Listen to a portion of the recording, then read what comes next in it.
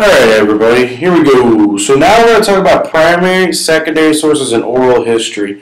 And these are the three ways that we convey the history of ourselves and our world. Now originally, for thousands of years, I'll show you a picture of a shaman, which is a spiritual leader in a tribal cultures. For thousands of years, tribal cultures passed down their history through oral history, and shamans, spiritual leaders, and medicine men would pass that information on to other people in the tribe. Nobody would write it down.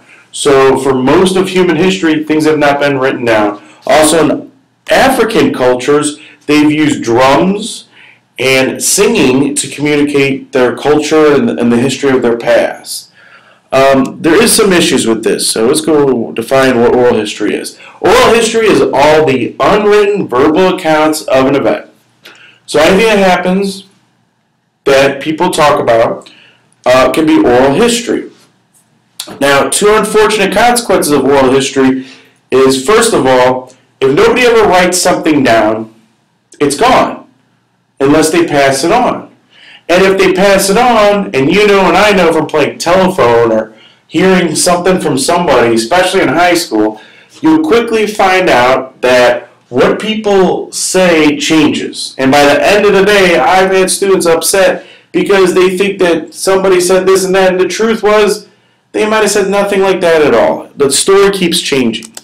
So in many cultures, storytellers, shamans, or medicine would pass the stories on. And because we can't verify these as truth, 100% true, or say that they're actually 100% incorrect, we call those myths, things that we can't verify. And they would pass these myths down generation to generation, and it's very hard to tell whether or not it's accurate because there's really no strong evidence other than people saying so. Now, we're going to walk through a door into primary sources. Now, primary sources are written or created about an event by a person that witnesses the event. So this is going to be the beginning of history as we know it today. Actually writing down what we saw or taking things from the event to understand what happened. Books written by people about their lives and events they witnessed, for example, we call those autobiographies. You yourself are writing the story of yourself. Diaries. The most famous diary that you guys probably read in middle school or high school would be the Diary of Anne Frank. This 14, 15-year-old girl who lived for an extended time in an attic hiding from the Nazis during Nazi Germany because she was Jewish. She hid out, and I'm not going to tell you what happens, but we know all about this girl because we have her diary, and people still read it today. Pictures from the event. Objects such as helmets, swords, pots. We call those primary sources, but we also call those things that are made by human beings are called artifacts.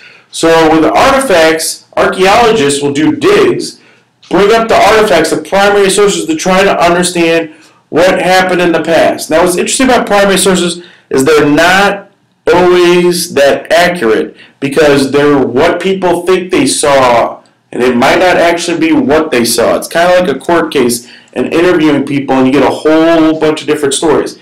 What's interesting is secondary sources, the next type of source that we really use for history, are written or created about an event by a person that did not witness the event. And secondary sources can actually be more accurate than primary sources when we're talking about what happened in the past. For example, some really great people that would teach secondary sources might be history teachers or professors or historians, people that research and write about history all the time. They're going to really try to find the truth based on valid sources, truthful, trustworthy sources. Now, books written about people and events such as biographies are going to be secondary sources. History textbooks or history books in general are all secondary sources. Almost always those people did not witness the event, but they're writing about what happened. So let's just look at a couple examples and see if we can figure these out. So the first example I have is a biography by Frederick Douglass. About Frederick Douglass. This is actually written by a historian. So it's a biography, which means somebody else wrote about Frederick Douglass.